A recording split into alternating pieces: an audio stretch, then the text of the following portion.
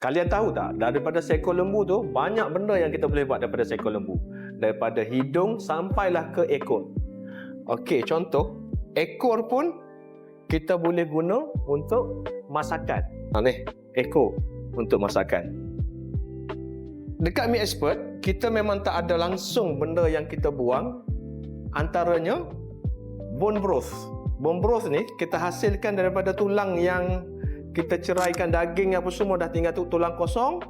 Kita masak selama 18 jam dan dia akan jadi bone broth, jelly bone broth macam ni. Okey, selain daripada tulang tu kita jadikan bone broth, lemak pun kita boleh jadikan satu pengganti kepada butter, dipanggil sebagai beef tallow.